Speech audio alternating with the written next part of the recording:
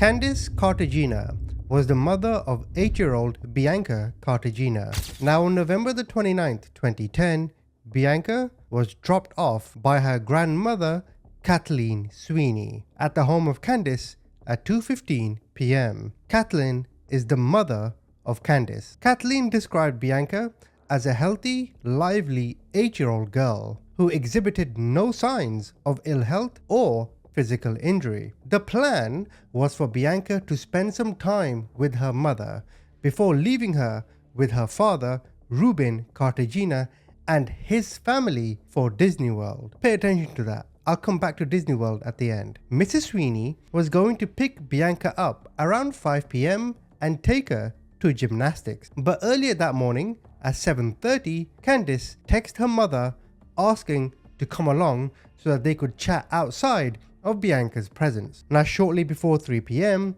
Candace texted her mother that Bianca wants to skip gymnastics and go to Dave and Buster's instead. She explained that her friends had promised to take Bianca there for her birthday, so they were all going to go there that evening after the friend got off from work, and then she will bring her home to Kathleen's house where Bianca had been living for the past few months. She was living there because Candace was dealing with her personal problems and tried to get her life back on track. Now at 4 p.m, however, Candace informed her mother that she should come pick up Bianca for gymnastics, and the reason why there was this slight change of mind is because Bianca displayed an awful attitude during homework and she did not see fit to reward her with a trip to Dave and Buster's. 15 minutes later though, after this initial message, she wrote to her mother, "Never mind, I'm actually gonna go with Stacy, the friend, and we'll be home around 8:30 p.m. So as you can see,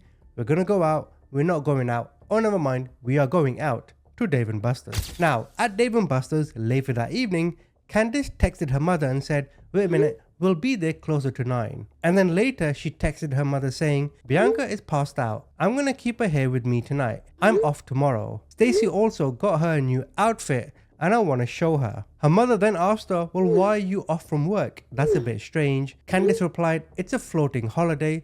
It's okay.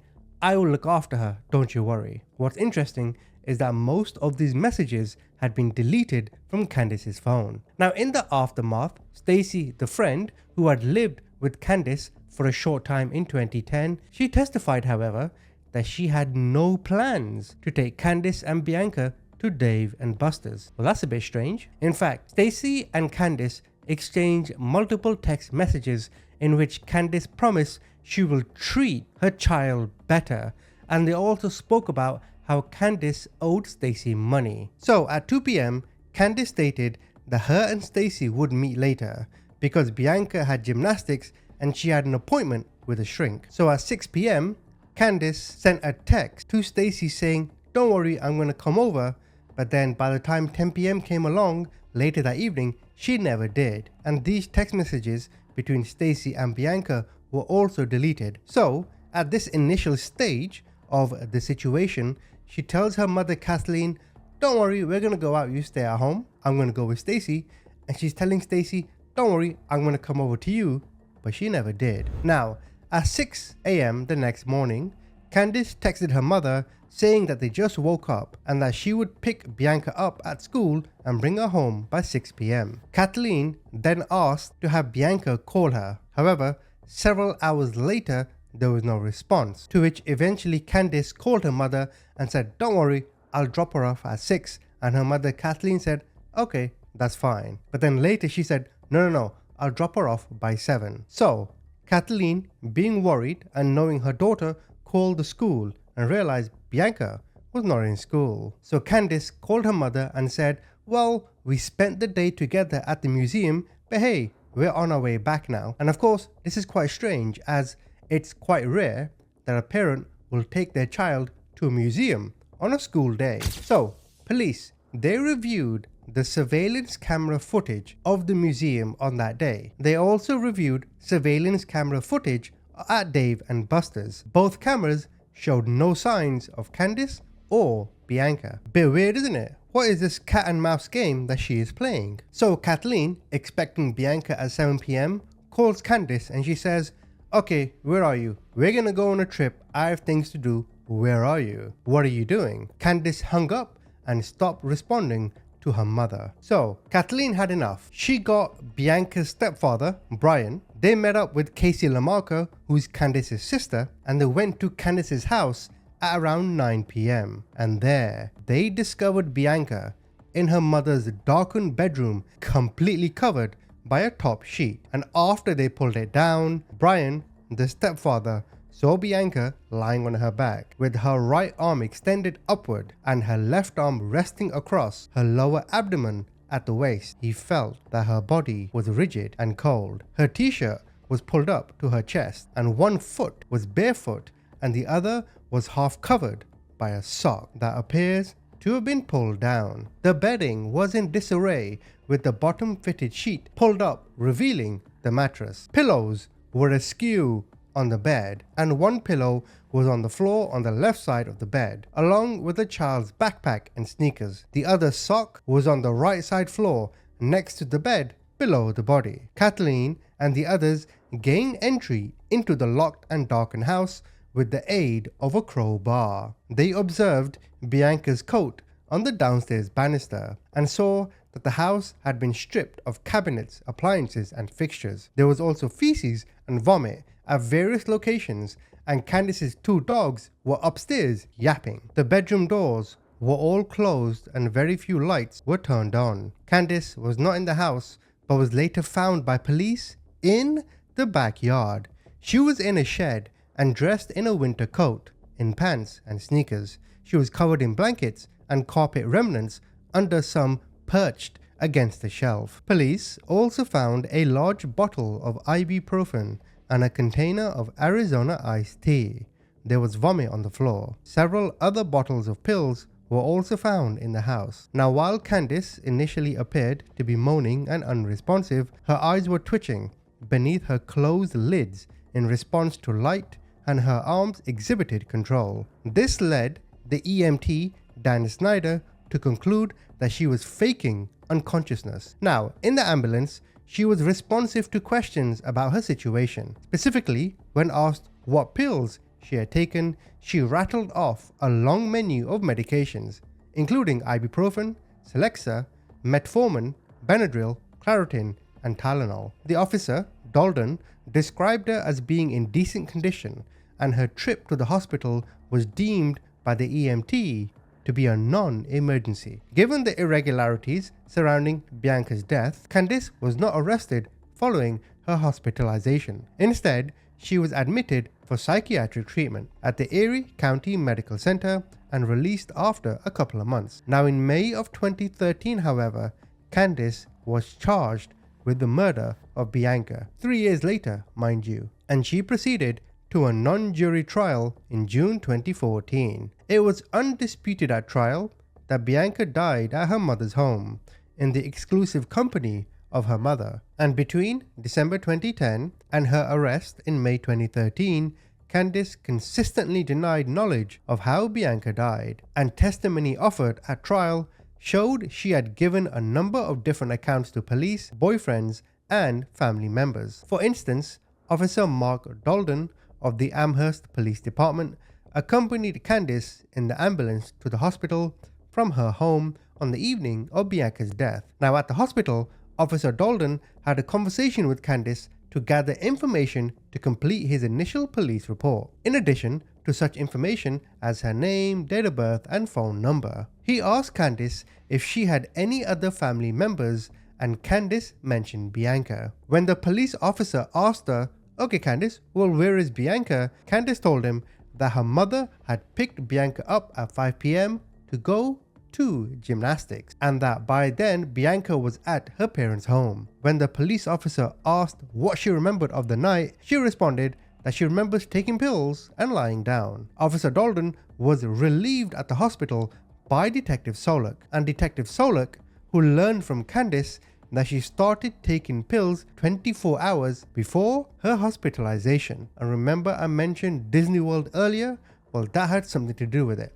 I'm coming onto it. Give me 2 minutes. I'll keep going with more of the story. Candace also told Detective Solak that Bianca was with Candace's mother. Then you had Richard Walter. He was a detective lieutenant. He went to the hospital and he went to notify Candace that Bianca was deceased and to execute a search warrant of the house. When Detective Walter informed her that Bianca was dead, she showed no emotion. Candace didn't show any physical response or outward physical response whatsoever. Further, while undergoing psychiatric treatment at the hospital, Candace became involved with a man named Avery Ray. She moved in with Ray upon her release from treatment. Ray testified that he didn't talk about Bianca's death with Candace too much because he was trying to keep things positive. But Candace did tell him that the last thing she remembers is putting Bianca to bed and she woke up overdosing on pills. That is as far as she could remember. Ray's brother,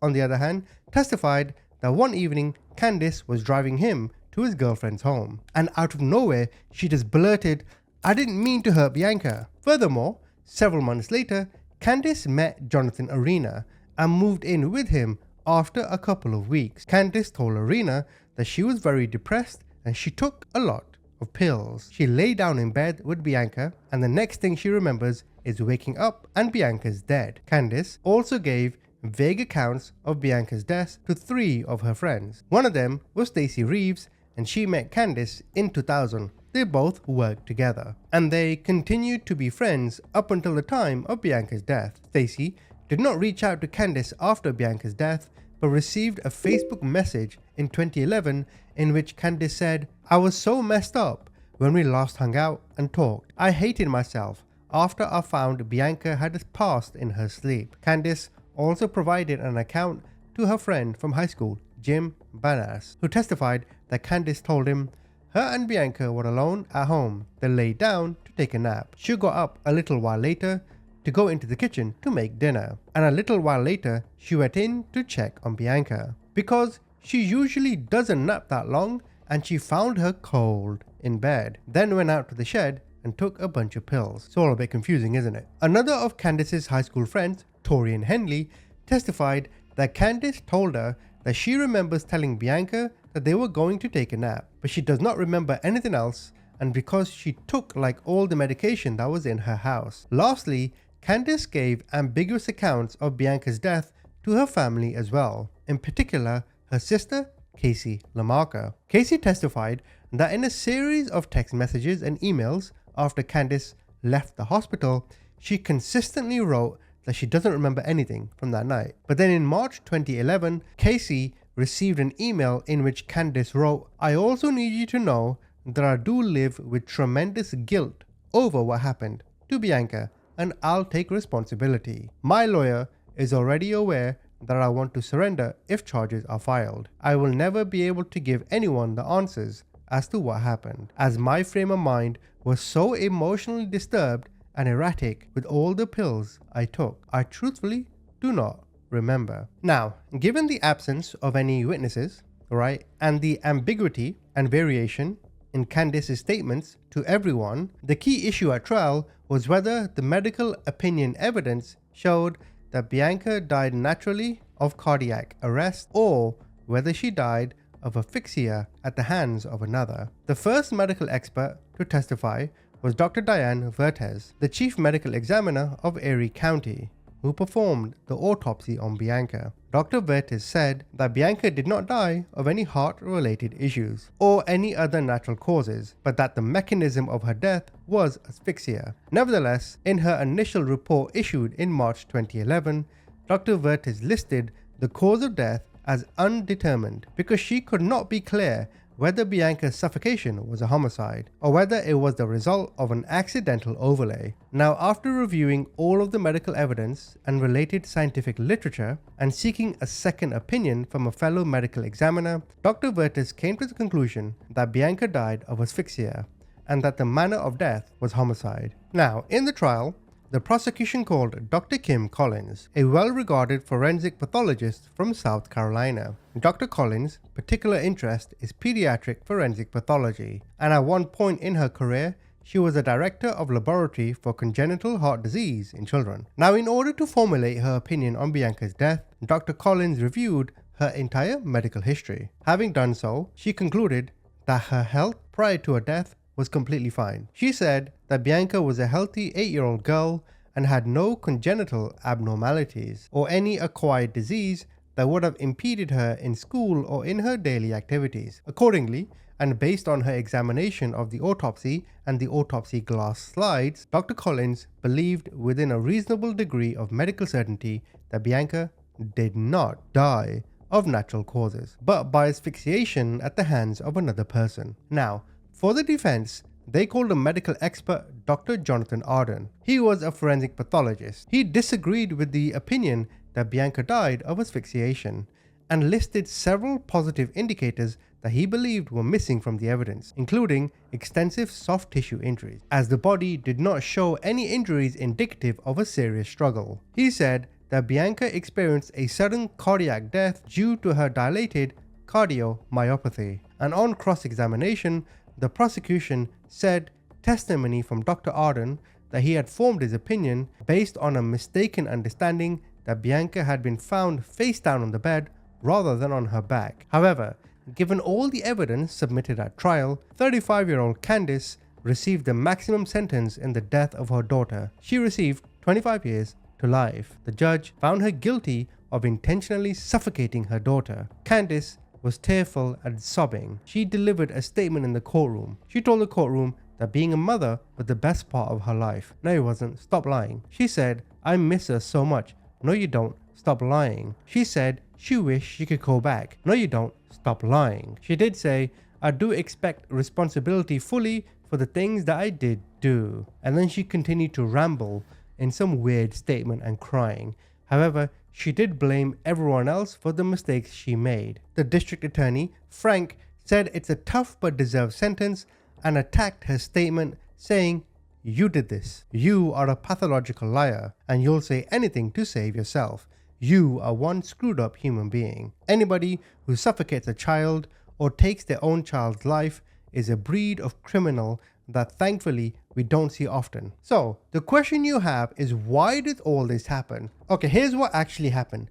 Candace suffocated her daughter in a jealous rage. This is because Bianca spent Thanksgiving with Candace's estranged husband and his girlfriend and did not spend it with her. Candace herself was going through a divorce and financial problems. Candace did say that she had a fight with her husband and started taking pills on November the 29th, 2010, after spending the afternoon with her daughter. To further indicate what kind of liar she was, in 2010, she filed her income tax return fraudulently, claiming 3 children. One of those children was Bianca, but then she also claimed 2 more boys. But those boys were the children of another mother. So then you think to yourself, right? All these pills, all these text messages, all these lies, gymnastics, no gymnastics, Dave and Buster's, no Dave and Buster's, Stacy, not Stacy, right? She lied to everyone. Why? Because she was upset her daughter spent a holiday with her father. Bro, what? Fucking dumb shit. Comment, tell me what you think.